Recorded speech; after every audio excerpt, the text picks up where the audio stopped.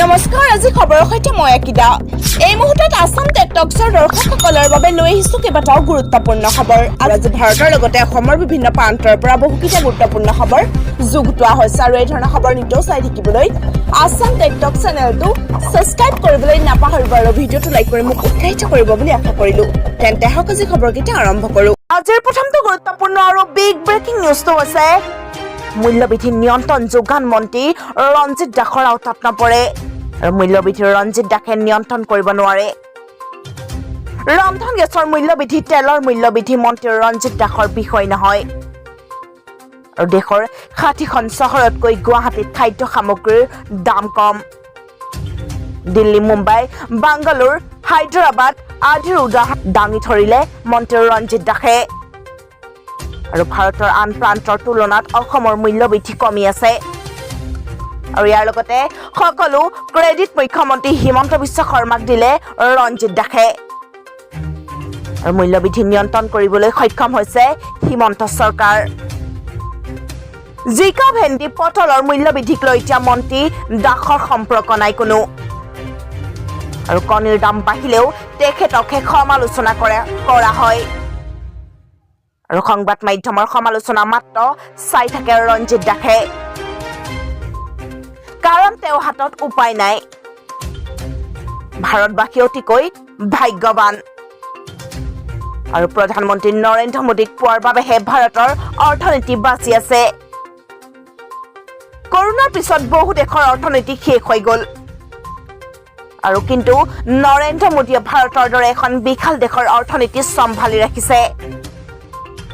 মূল্যবৃদ্ধি আগন্তুক দিনত নৰেন্দ্ৰ মোদীয়ে নিয়ন্ত্ৰণ কৰি দিব বন্যাক্ৰান্তৰ ৰোগত 9 বছৰ বিধায়ক ভৰত নৰ ৰাইজৰ প্ৰশ্নত থৰকা ছুটি হেৰুৱাই পলায়ন কৰিছে ভৰত নৰহে 6 দিন ধৰি বানত ডুবি আছে নাওবৈচা সমষ্টিৰ শতাধিক গাঁও আৰু 20 বছৰ ধৰি সমষ্টিটোৰ বহু লোকে ভুগি আহিছে চৰম দুৰ্দশা আৰু যোৱাকালি সমষ্টিৰ গোখানিবাৰীত উপস্থিত হৈছিল বিধায়ক ভৰত নৰ আৰু ইয়াৰ পিছতে ক্ষোভত ফাটি পৰে সমষ্টিবাসী এনআৰচিৰ প্ৰাক্তন ৰাজ্যিক সমন্বয়ক প্ৰতীক হাজেলাৰ বিৰুদ্ধে চিআইডিত গোচৰ এনআৰচিৰ প্ৰাক্তন ৰাজ্যিক সমন্বয়ক প্ৰতীক হাজেলাৰ বিৰুদ্ধে বৰ্তমানৰ ৰাজ্যিক সমন্বয়ক হিতেশ দেৱ শৰ্মাই চিআইডিত এক গোচৰ ৰুজু কৰা বুলি জানিব পৰা গৈছে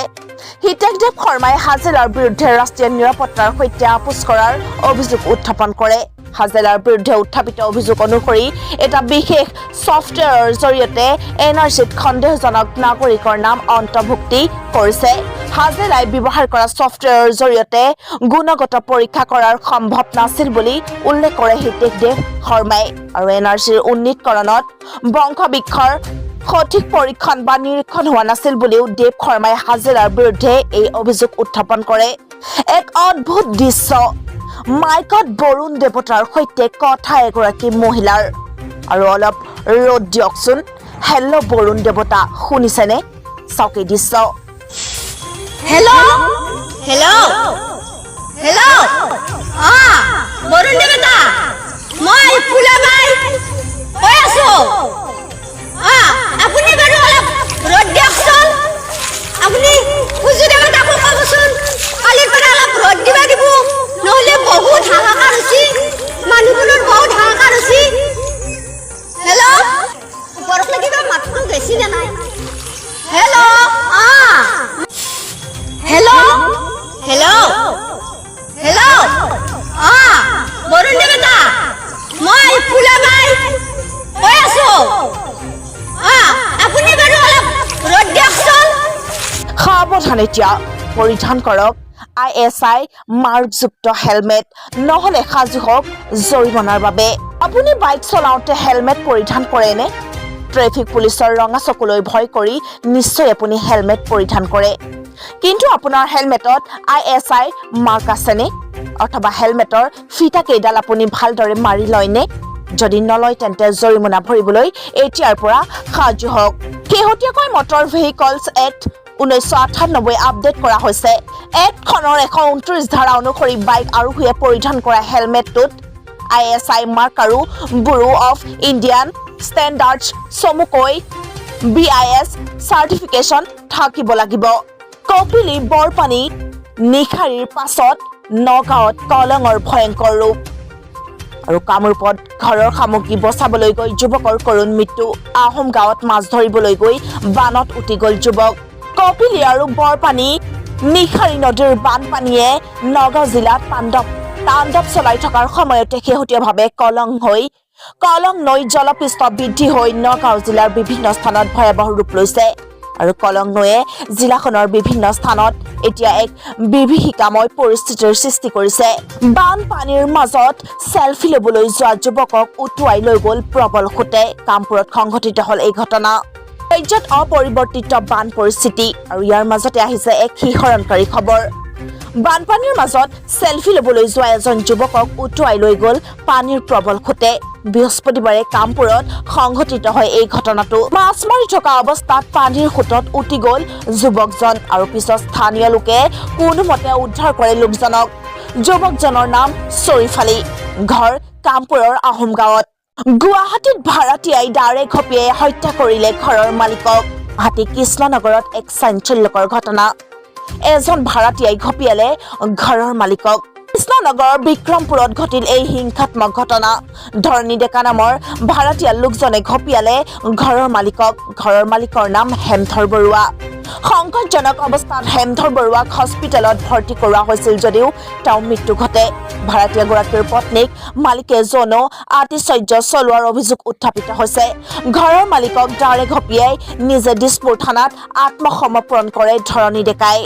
আৰক্ষীৰ আগত ডেকাই দিয়া স্বীকাৰোক্তি অনুসৰি মৃত হেমধৰ বৰুৱাই ধৰণী ডেকাৰ পত্নীক দীৰ্ঘদিন ধৰি অশ্লীল ইংগিত দি আহিছিল শেহতীয়াকৈ ধৰণী ডেকাৰ পত্নীক যৌন আতিশয্য চলাইছিল বুলি অভিযোগ উঠিছে মৃত হেমধৰ বৰুৱাৰ বয়স আছিল ৭৫ বছৰ আৰু হেমধৰ বৰুৱাৰ গুপ্তাংগ আৰু বুকুত দাৰে ঘপিয়াইছিল ধৰণী ডেকাই ঘোষ লৈ হাতলোতে গ্ৰেফতাৰ হ'ল জলসিঞ্চন বিভাগৰ কাৰ্যবাহী অভিযন্তা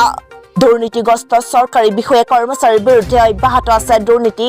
নিবাৰক শাখাৰ অভিযান আৰু এইবাৰ ঘোষ লৈ হাতলোতে গ্ৰেফতাৰ হ'ল জলসিঞ্চন বিভাগৰ এগৰাকী কাৰ্যবাহী অভিযন্তা ৫০,০০০ টকা ঘোষ লৈ গ্ৰেফতাৰ হ'ল কাৰ্যবাহী অভিযন্তা আকবৰ আলী জলসিঞ্চন বিভাগৰ দুধনৈ পূব বিভাগত নিয়োজিত আছিল কাৰ্যবাহী অভিযন্তাজন তদাৰকী আৰু দুৰ্নীতি নিবাৰক শাখাই গ্ৰেফতাৰ কৰে অভিযন্তাজনক ঠিকাদাৰৰ পৰা ধন লৈ গ্ৰেফতাৰ হৈছে আকবৰ আলী ৰাজীৱ ভৱনটো ব্যৱসায়িক ভৱন হলে ভাড়া দি অন্তত দলটো চলিব পাৰিব এই মন্ত পীয়ুষ হাজৰিকাৰ অসমত লাহে লাহে কংগ্ৰেছ দলটো নাইকিয়া হৈ গৈছে ৰাজীৱ ভৱনটো ব্যৱসায়িক ভৱন হলে ভাড়া দি অন্তত দলটো চলিব পাৰিব লাহে লাহে কংগ্ৰেছৰ ভোটাপ AYDF AJPয়ে লৈ লৈছে বিজেপিৰ বিকল্প কোনো নহয় আৰু ২০ বছৰলৈ বিজেপি চৰকাৰী থাকিব এতিয়া স্বামী-স্ত্ৰীয়ে প্ৰতিমাহে পাব ১০,০০০ টকাকৈ পেঞ্চন জানক ইয়াৰ আবেদন প্ৰক্ৰিয়া এতিয়া স্বামী-স্ত্ৰীয়ে প্ৰতিমাহে পাব ১০,০০০ টকাকৈ পেঞ্চন ইয়াৰ তথ্যসমূহ চাওঁ আজি আমি অটল পেঞ্চন যোজনাৰ সম্পৰ্কে আপোনালোকক কওঁ যে অটল পেঞ্চন যোজনা ২০১৫ চনত অৰুণ জেটলীয়ে আনিছিল আৰু